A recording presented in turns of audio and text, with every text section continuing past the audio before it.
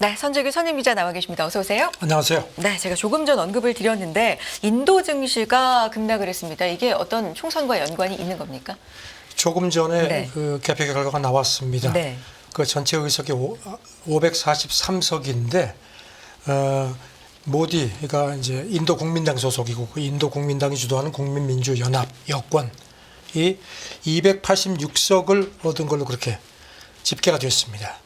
그러니까 애초 뭐 많게는 어제 말씀드리긴 뭐 한 400석도 넘어갈 것 같다는 그런 출구조사 결과가 나왔는데 거기는 훨씬 못 미칩니다. 일단 그래도 과반은 넘었습니다. 네. 인도 국민당은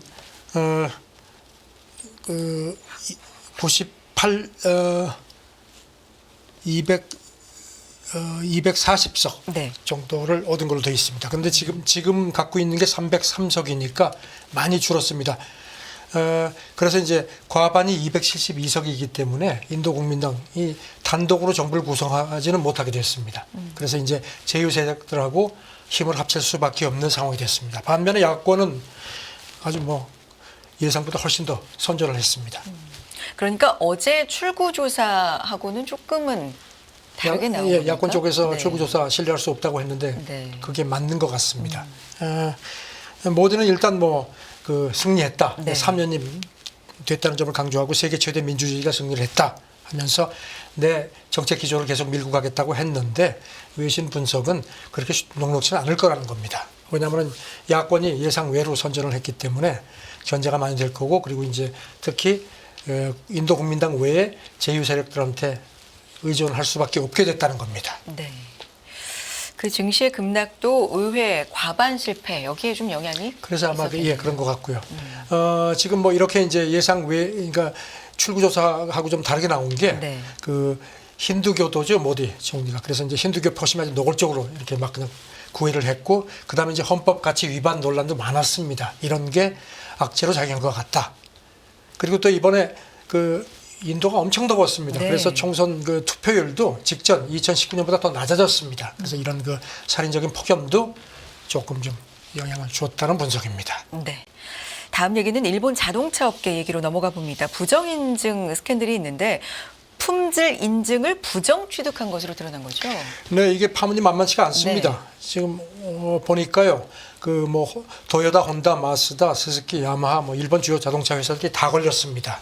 그래서 국토교통성이 현장 조사하겠다. 그리고 여기 대해서 결과를 가지고서 엄벌하겠다는데 인증, 그 품질 인증을 취소하는 것까지도 지금 뭐 가능성이 제기되는 모양입니다. 아, 이런 가운데 네. 미국 고속도로 안전관리국이 미국에서 운행 중인 도요타 SUV하고 픽업 10만 대 이상을 곧 리콜할 예정이라고 합니다. 네. 일본 자동차 업계 신뢰에도 좀 금이 갔다 이런 얘기도 있나 봐요. 아시다시피 지금 일본은 그 제조업 수출의 한 20% 정도가 이제 자동차 쪽인데 지금 뭐 심각합니다. 국토교통성 얘기가 일본 그 자동차에 대한 신뢰가 그 금이 갔다. 그리고 국토교통상도 어제 회견하면서 엄벌하겠다. 그러면서 네. 일본 경제에 악영향이 미칠 수 있을까 봐 걱정된다. 뭐 이런 지적을 했습니다. 네. 보면 뭐 차종이 모두 38개 차종인데 그중에는 대부분 단종됐고요. 현재 그 나오고 있는 게 6종류인데 일단 일본 정부가 출하 중단을 시켰습니다. 도요타 회장도 사과를 했죠. 회견하면서 네. 진심으로 사죄한다. 고개를 숙였는데 지금 한 4개월 전 기억하시는 분들은 기억하시겠지만 그때도 그 도요타 자회사하고 계열사 쪽에서 부정이 나와서 그때도 사과하는 기자회견을 했는데 또 고개를 숙여서 지금 뭐 보는 눈들이 곱지가 않습니다. 그래서 도요타는 저는 이번 사태를 계기로 그 혼슈하고 그 미야기현 쪽에 있는 공장 2곳 가동을 중단시키는데 지금 이걸로 가라앉기는 힘들 것 같습니다. 관련 얘기 좀 더 해보면 이 문제로 이 사장이 사의를 표명한 기업도 있죠. 혼다하고 그 마쓰다 네. 사장이 사의 표명을 어제 했습니다. 그런데 지금 뭐 이거 가지고는 쉽지가 않을 것 같습니다. 그리고 지금 보니까 일본 정부에 대해서도 계속 거짓말 보고를 했다는 겁니다. 이제 그런 것도 드러나고 있고요. 이런 가운데 그 이제 도요타 주총이 이달 말에 있는데 네. 그 국제의교자문사 ISS가 주총 때 주주들이 지금 도요타 그 회장이 이제 그 도요타 가문의 그 도요타 그 회장이죠. 이 사람 재선임 반대표 던지라고 권고를 했습니다. 또 다른 그 의결자문사 글래스 루이스도 똑같이 도요타 주주들이 도요타 회장 재선임을 막아라 이렇게 권고를 했습니다. 네. 도요타의 회장이 불과 4개월 남짓 만에 또 고개를 숙이고 이번에는 일본 자동차 업계에 뭐 여러 기업이 좀 연관이 돼 있는 일이라서요. 그렇습니다. 네. 네. 파장이 좀 커 보이네요. 다음 얘기해 봅니다. 중국 얘기인데 창어 6호 세계 첫 달 뒷면 샘플 채취해서 이륙해서 귀환 궤도에 진입했다. 이런 소식이 있습니까? 처음으로 그 이제 그러니까 달 달에. 뒤편에 네. 내려서 이제 처음으로 그 토양 채취하겠다고 했는데 이틀간 해서 이제 중국 그 당국 항청국 이제 발표를 어제 중국 중앙 TV가 전했는데요. 네. 성공했다는 겁니다. 그래가지고 한 2kg 정도 시료를 채취해서 이거를 담아서 이제 실어가지고 이게 이제 다시 이륙해서 정상적으로 그 지구로 돌아올 수 있는 달 궤도에 진입했다고 어제 이렇게 발표가 나왔습니다. 네. 그럼 결과적으로는 목표 달성을 어느 정도 하고 지금 돌아온다. 이런 뭐 중국 쪽 얘기는 뭐 완전히 성공했다는 겁니다. 네. 그리고 또 그 창어 6호가 착륙선이 내려가지고 이제 오성 홍기도 딱 펼친 사진도 공개를 했습니다. 네. 지금 현재 예정대로면 오는 25일쯤 이제 이 샘플 싣고 지구로 귀환할 예정입니다.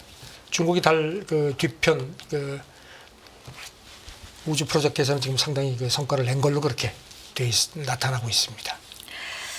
알겠습니다. 다음 얘기는 이제 빅테크에 대한 얘기를 좀 해보겠습니다. 사실 대만에서 지금 펼쳐지고 있는 컴퓨텍스 행사도 상당히 세계의 관심을 많이 받고 있는 그렇죠. 상황이고요. 동남아가 빅테크 격전지다. 중국의 대체 생산지와 시장으로 급부상하고 있다. 이런 분석이 있네요. 싱가포르, 말레이시아 뭐 이런 데가 지금 뭐 그 IT 대기업들이 뭐 지금 집중 공략을 하는 모양입니다. 네. 보니까 그 구글 모 회사 알파벳이 싱가포르에 4번째 데이터 센터를 완공을 해가지고 이제 했다고 지금 밝혔는데 이렇게 되니까 이제 2년 사이에 싱가포르에 투자한 구글 돈이 뭐 2배로 5배 늘었습니다. 그래가지고 50억 달러 정도, 우리 돈으로 한 6조 한 9천억 원 정도.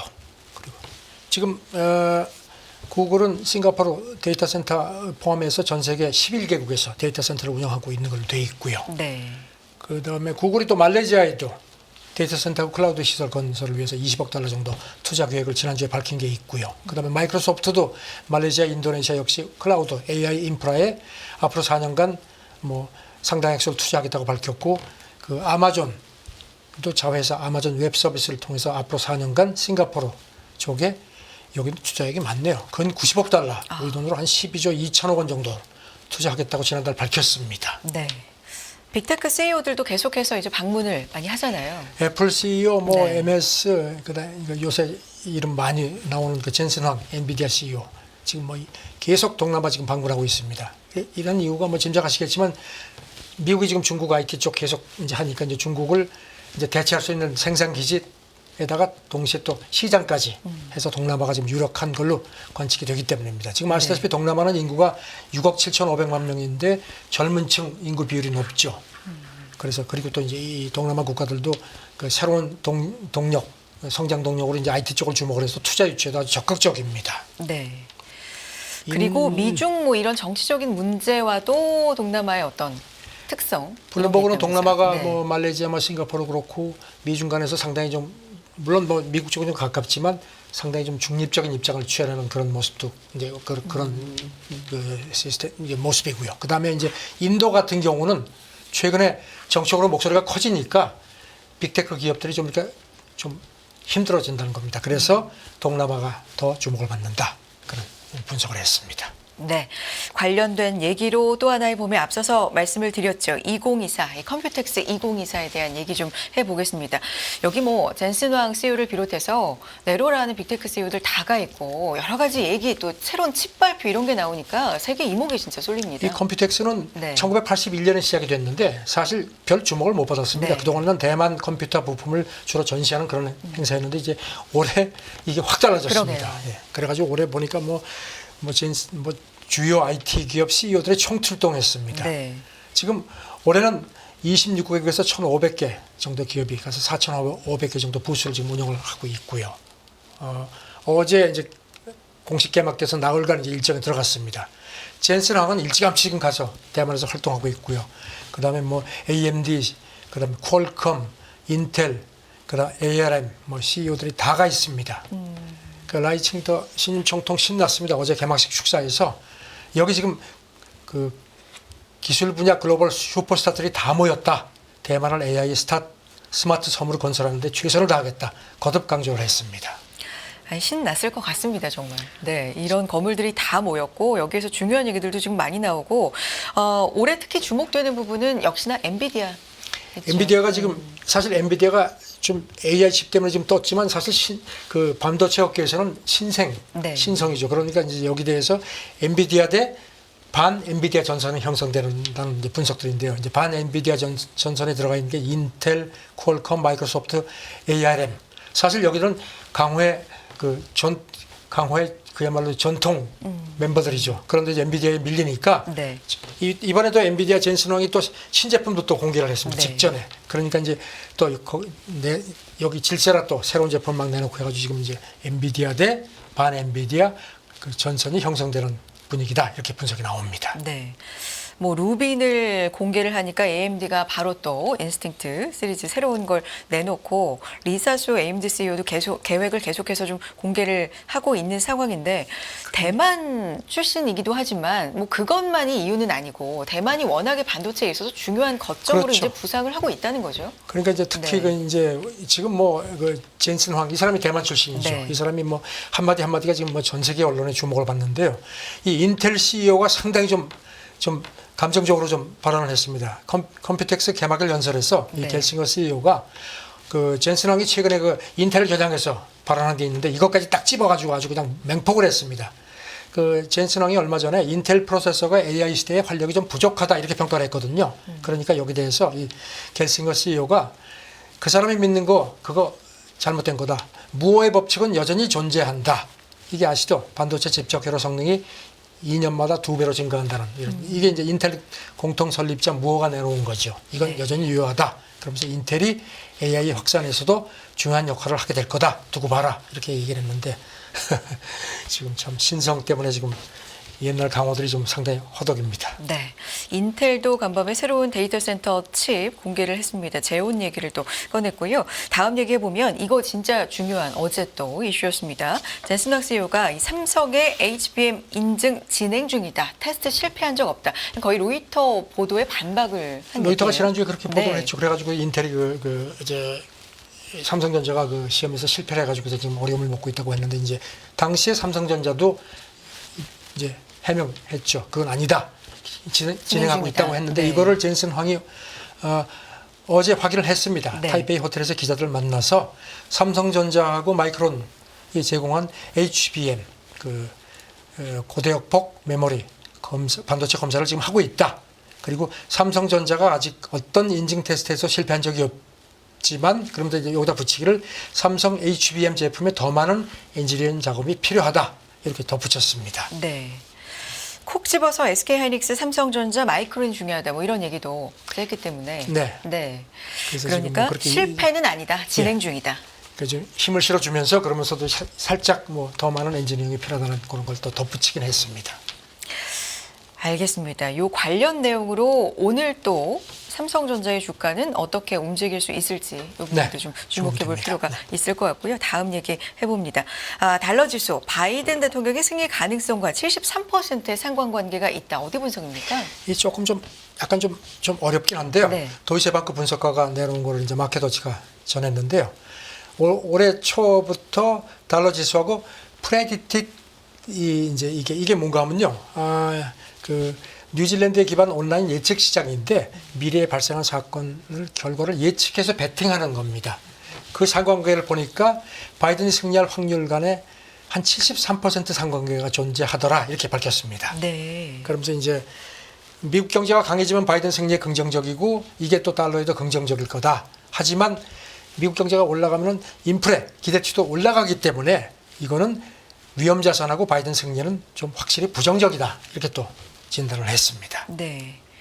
그러면 경쟁자인 트럼프의 승리는 어떻게? 트럼프도 네. 지금 트럼프 승리 가능성도 달러에는 긍정적인데 이제 트럼프의 경우는 지정학적 무역 마찰 영향이 또 뒷받침된다는 그런 그 단서를 달았습니다. 네. 갤러스키는 그리고 나서 이제 또 지정학하고 무역 마찰이 특히 위안하고 유로, 멕시코 페소에는 부정적이다.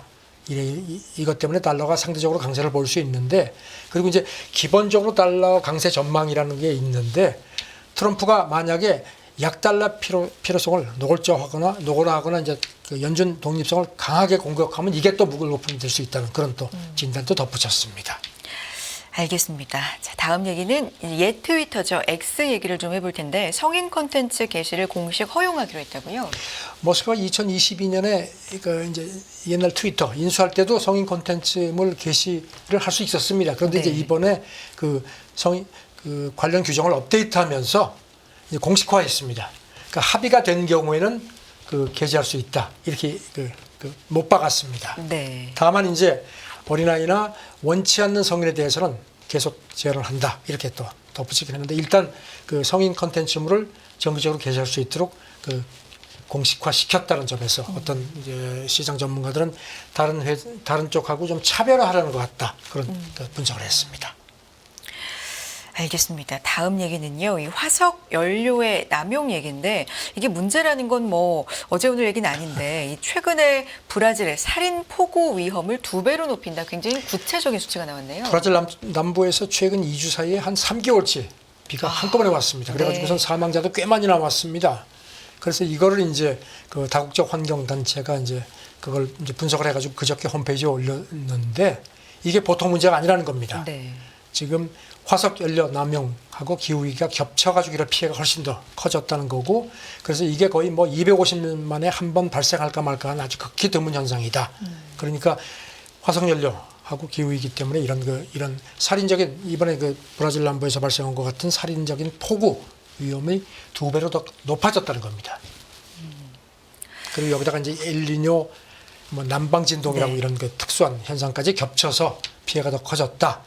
그리고 이제 방제 시스템이 투자가 부족하니까 이런 걸 좀 투자를 더 하는 게 좋겠다 이렇게 했는데 이게 지금 뭐 막아서 되는 문제가 아니라요. 그야말로 기후 위기에 대한 인간이 만든 그야말로 자초한 그런 그 피해라는 그런 경고를 더 되풀이한 겁니다. 뭐 기후 위기라고 이렇게 추상적인 얘기가 아니라 이렇게 구체적인 숫자가 또 나오니까요. 하나씩 이렇게 네. 나오는 상황입니다. 점점 또 연구도 활발해지는 것 같습니다. 여기까지 듣겠습니다. 선재규 선임 기자였습니다. 고맙습니다. 네, 감사합니다.